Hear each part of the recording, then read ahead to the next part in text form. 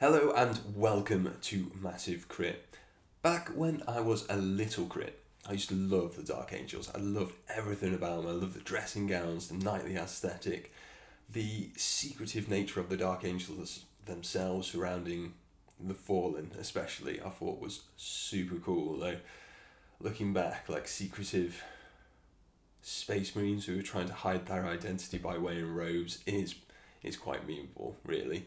And the whole secretive nature of the Dark Angels trying to cover it up, probably a little bit memeable, but I still think they're absolutely awesome. And this is the model that instigated my Dark Angel love affair, Cypher the Fallen Angel. At the time, this model was the creme de la creme of sculpts, and to be fair, it's aged pretty damn well. I've got to get me one off eBay at some point, but this wasn't the only great model in the range. The range was so beautiful, GW still sells some of the same models to this day. At that time in my life, I was halfway through a Blood Angels army and I just didn't have the funds to have two Space Marine armies, but with the new rumoured Dark Angel release in early 10th edition, that old love has been rekindled. I'm going to kitbash me a fallen kill team. But before we get started, I just want to say a muchos gracias a mi hermano y mi amigo Cristian para mi logo nuevo. Es muy bonito. Muchas gracias. Lo siento para mi Spanglish.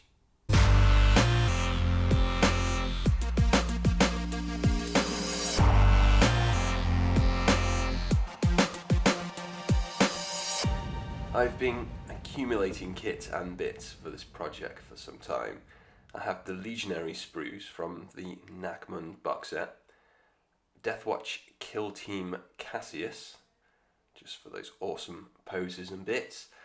Of course, the Dark Angel Company Veterans kit, a Deathwatch Thunderhammer from my mate Adam, nice one, some Chaos shoulder pads off eBay, and some Mark III Heresy bits from my mate Lex, nice one. I then remembered I also have Cypher Mark II and the power pack of Cypher Mark I to add to the mixing part. All this for one kill team? Fucking hell, Dan. But anyway, I love the Firstborn and the Primaris Marines, so this kill team is intended as a fond farewell to the Firstborn Marines because it seems GW intends to phase them out over time. I will probably end up doing a Primaris kill team, but only once the new Dark Angels are released and only if they are suitably gowned and knightly. This kill team I intend to take to the Singaporean Comic-Con Kill Team Tournament held by Gamosaurus Rex, and at the point of recording this, it's in 2 weeks' time, so I better get moving. After spending way too long sifting through my molehill of bits, I finally decided to start tackling the gunner and heavy gunner first because these would be the easiest to complete. My theory is to do the easiest first so the remaining more difficult kit bashes don't seem so overwhelming. For the plasma gunner, I take a static pose from the Dark Angels veteran kit, the right arm and plasma gun from the Mark III bits, massive thank you to Lex for these, and the left arm from the veterans kit again. I'm not too worried that I'm using different marks of armour for the same model because the Fallen have been on the run for hundreds or thousands of years, so they would have had to make repairs to the armour with whatever equipment they could find. I then used a bit of blue tack just to make sure everything fits together nicely before gluing the parts in place. The Heresy plasma guns seem to be made out of resin, I think. I'm not sure, I've never used resin before, don't know what it looks like, but I just used some super glue to fix that in place, just in case. I added a Chaos shoulder pad to the right arm, a shoulder pad from the Veterans kit with the Dark Angels emblem on the left, a Horus Heresy power pack, and finally a hooded head from the Veterans kit. And here we have the end result. Nothing too difficult on this one, but he doesn't need to be. He does the job. For the heavy bolter, it's a similar story, but starting with clipping away a tassel so the heavy bolter can sit unhindered, a right arm from the Heresy bits, a left arm from the Veterans kit, with the heavy bolter like the plasma gun from the Heresy bits. I want the heavy gunner to look more tanky than the other guy, so I use a Heresy Mark III shoulder pad on the right arm, and I think a Terminator shoulder pad from the Veterans kit on the left arm. Finally, I add the power pack with the candle on the back and another hooded head from the Veterans kit, and he's all finished. Easy as that. For the Anointed, it's time to get more adventurous. Are the Fallen traitor or loyal? Who knows, right? I want my team to reflect this. Although I will be using Chaos parts, I don't want my team to have any mutations because I want their loyalty to remain a mystery. Yet still, I want the conversions to obviously represent the actual model from the Legionary kill team. So for the Anointed, I want to focus on how he has a claw and bring that to my Kitbash. The lightning claw that Edric Ceterax has from Kill Team Cassius seems like the perfect piece, so set about removing it from the model. Initially, I tried to cut away the Deathwatch shoulder pad and put a new one in its place and glue it straight to the Dark Angels veteran, but this didn't work out for me. But luckily the veteran kit had a power fist which had a shoulder joint that would work perfectly. After some careful measuring, I found the right spot on this arm to cut the power fist off just below the elbow. Once the cut had been made, I went back for more guesstimates with the lightning claw arm, trying to be as precise as possible. I needed to get this right because I had no plan B. Finding what I thought would be the right spot just below the elbow joint, I held my breath and began to saw. After the claw was removed from the arm, I cleaned both parts with my knife and I glued them together, and they look spot on. They look really good. The only other adjustment needed will be a little bit of green stuff to sculpt some piping back which was lost in the removal. But that should be easy enough. It should be alright. I don't glue it to the body just yet because I want to cut the veteran in half. The veteran is running forward with a straight body, which is what you want if you're running a relay, but the anointed chap is swinging a great big dirty power claw, so I removed the torso from the legs by sawing just above the rope belt so I could reposition a bit of movement into the model. I then cleaned up the top of the legs and the torso by removing some more of that rope belt, just in order to find the best possible position that I'm happy with. I then glued the torso together and finally glued it back on to the top of the legs. There is a bit of a gap, but I'm sure I can cover these with some pouches and things from the veteran kit. If not, I think I've got some firstborn pouches in my bits box somewhere. With the torso sorted, I bring my attention back to the power claw. Because I used a Terminator arm to mount the claw onto, I need a bigger shoulder pad. I find another with a Dark Angel sword on it, but with purity seals that don't synergize with the movement of the model, so I remove these, cutting off the dangly bits and then using my knife to cut away what I can. To smooth the area out, I use the dull side of the knife to drag and scrape until the area looks clean and natural. I glue on some pouches sourced from the veterans kit to cover the holes I've made in the torso. The Anointed is also armed with a bolt pistol, so I glue one on from the veterans kit, followed by a studded shoulder pad from the same kit. Next, I glue on the reconstructed power claw from earlier, along with the filed down Terminator shoulder pad to fit. Finally, I glue on a Horus Heresy power pack and helmet to give a little variation to the armour, and he is now finished. Well, apart from the little bit of green stuff work needed to fill in the power cable on the claw. The only sketchy thing that I don't like is how the robes on the torso don't seem to synergise too well with the robes on his legs, but apart from that, he's looking alright. Next, it's time to tackle the Butcher. So I try the same technique as the Anointed previously, but this time I mistakenly cut below instead of above the rope belt, which does create more challenges that will have to be fixed at a later stage. So remember, peeps, to cut above the rope if you're planning anything similar to this, because it presents less challenges at later stages. than when cutting below. So when the two parts are put together, I do create some unnatural jutting edges, but anyway, that'll have to be fixed later. Onto the weapon for now. I didn't have any two-handed weapons, but my mate Adam did. He had this Deathwatch hammer lying around that he was happy to donate, so massive shout out to you, mate. Thank you so much. I know this isn't an axe, but being that the Butcher is the only model with a two-handed weapon in the team, I think it's fairly obvious this model represents the Butcher. Is it more scary that a chap called the Butcher wields a hammer or an axe? I'll leave that up to you to decide. The breadth of the arms, however, was a little wide, and it does have a Deathwatch symbol on the arm, so some adjustment is needed to make it work.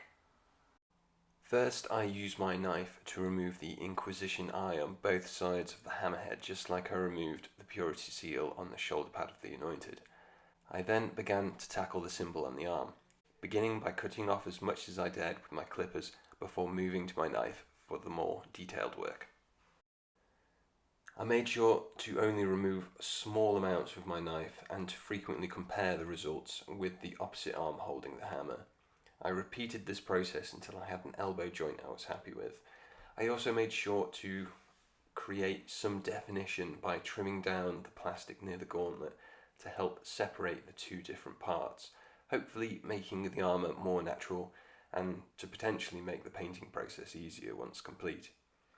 I smoothed the areas out with a file and the reverse side of my knife, and this is the end result. Which I'm sure will look alright once painted. It will look much better when it's painted. Now it's time to set about shortening the width of the arms to fit the torso. The only thing I thought could work was to remove some of the length from the handle. I start by cutting the handle in two just above the left hand. Once the handle was cut, I switched between removing small parts of the handle and comparing the fit with the model itself until I was happy. I then glued the two arms on simultaneously to ensure a natural pose. And as we can see, there's a slight gap, which I now try to fix with a good old-fashioned green stuff tassel. I also plug the gaps I made between the torso and the legs with some green stuff and add some pouches on top to hide them. Then I roll out some super thin green stuff sausages, applying them to cover the area of the gap. I use damp tools to wrap the sausages around the handle until they have a tight purchase.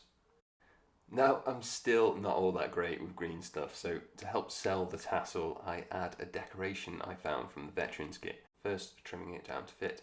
Then I use super glue to fix it in place while the green stuff is uncured, and then work fast to position it because super glue tends to cure or set the green stuff very quickly. To help match the green stuff to the rope of the accessory, I use a sculpting tool from Green Stuff World to try and simulate twists of rope. To finish the job, I wrap another green stuff sausage around where the join of the accessory is glued to the original green stuff sausage in an attempt to make a knot, and this is how it looks in the end.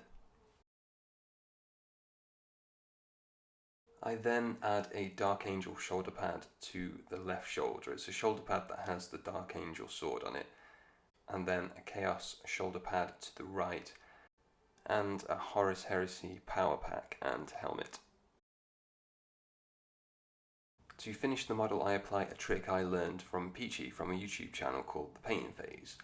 Great channel, go and subscribe, but essentially I drip super glue into the symbols of the recesses of the hammer, removing the excess with a paper towel before it dries. When this does dry, it should do a nice job of hiding the Deathwatchy style symbols around the skulls whilst keeping the skulls unobscured. And here is the Butcher all finished, and I think he looks quite cool. Like, even though he has a hammer, I think he does the job. Can tell who he is. It's now time to tackle the Balefire Acolyte, and I'm using Gensus Natorian from the Cassius kit for the basis of this model. As I have mentioned, I want my kitbashers to obviously represent the models from the Legionary kill team. However, with what I have in mind for this operative, it will be the operative who looks least like his Legionary counterpart. I am using a librarian for the basis of the kit bash, so I'm hoping this will be enough to distinguish it as the Balefire acolyte.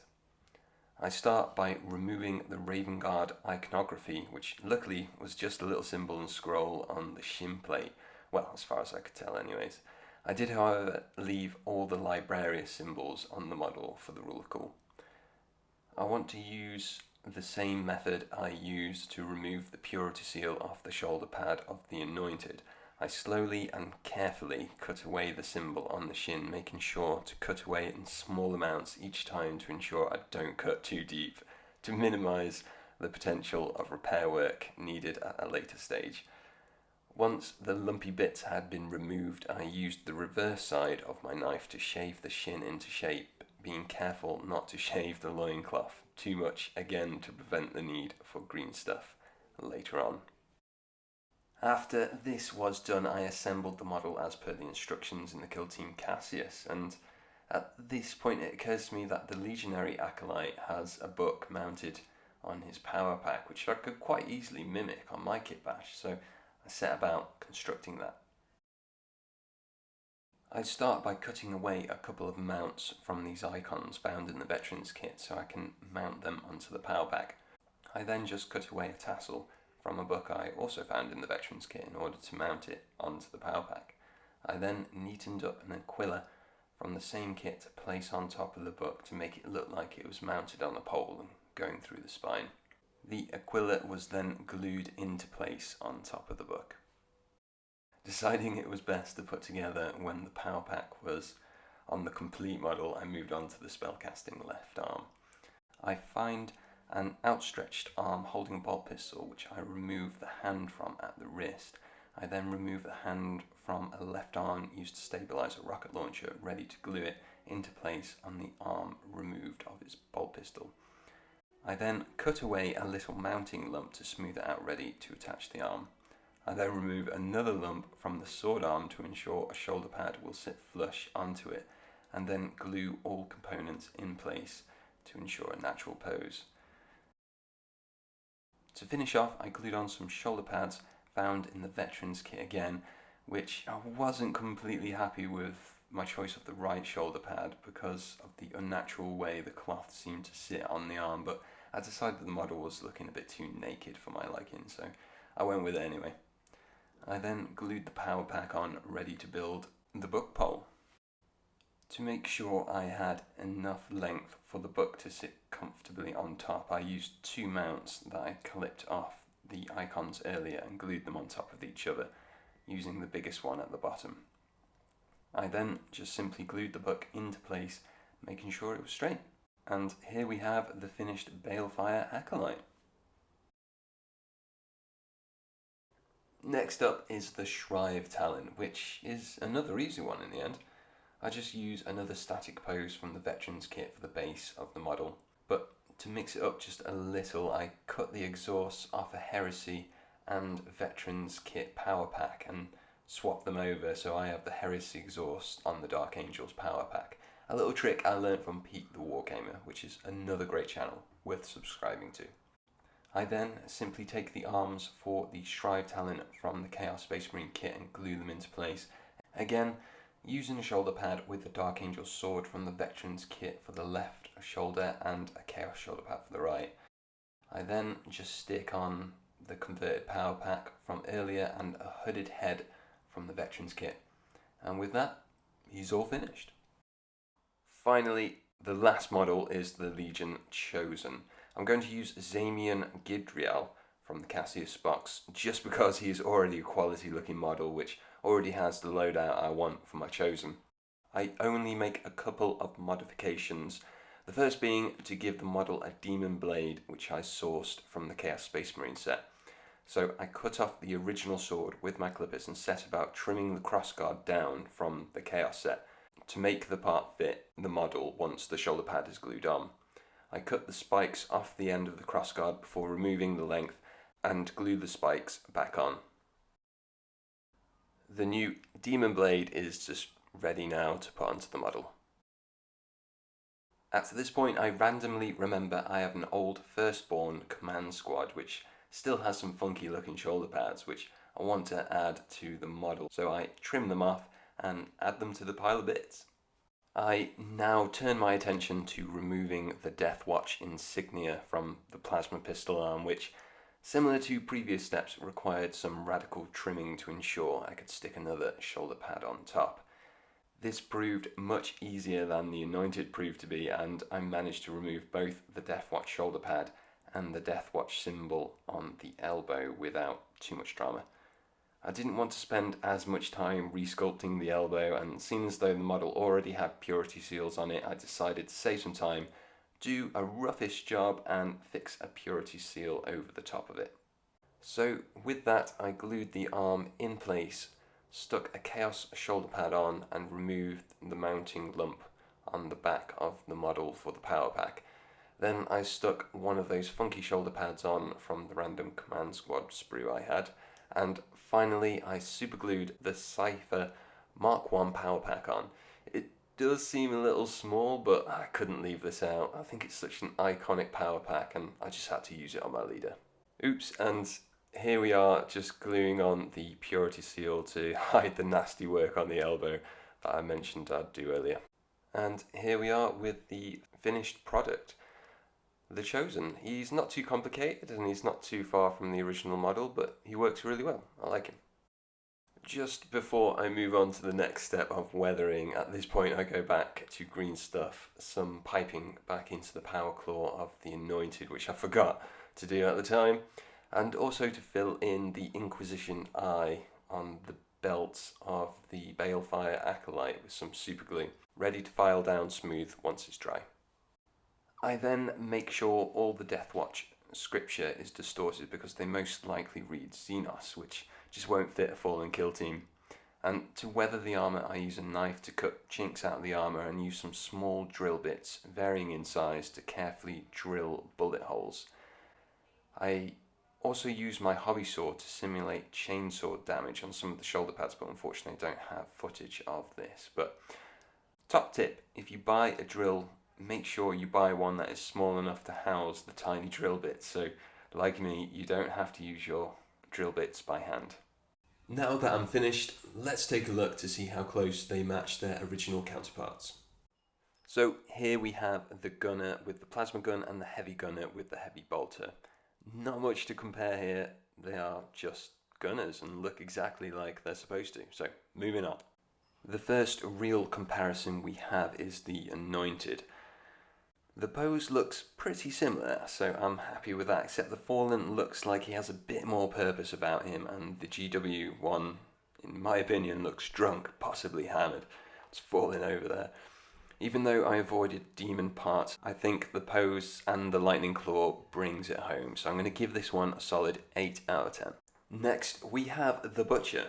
Again, the pose looks pretty similar, so I'm happy with that, but I think the GW Butcher does look a lot more menacing than the Fallen Butcher. I think the axe does make the model look more imposing and more like a butcher should, so I'm going to give this one a 7 out of 10. Now we're on to the Balefire Acolyte. The arms are switched up, so the spellcasting hand is on the wrong side, and technically the Fallen Acolyte does have a sword and not a knife. They do both have skulls on their power packs, however, and a mounted book. Oh yeah. So I think I do prefer the GW Acolyte, yet I do still quite like the Fallen, so I'm going to give this one a biased 8 out of 10. Next we have the Shrive Talon, both wielding knives in each hand. The GW one does look more deadly, and I think, yeah, the conversion work isn't that impressive on the Fallen.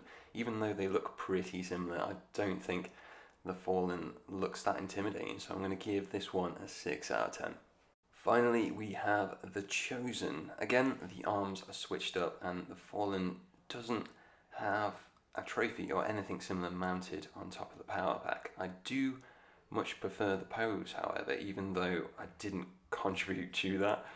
And the Fallen does have that iconic Cypher power pack, so for these reasons I'm going to go for a solid 9 out of 10. So there we have it. Apologies, I haven't released a video in a while. I've been quitting smoking, so naturally I've been hating life, but I'm bouncing back from it now, so I'm going to get back into the video vibe.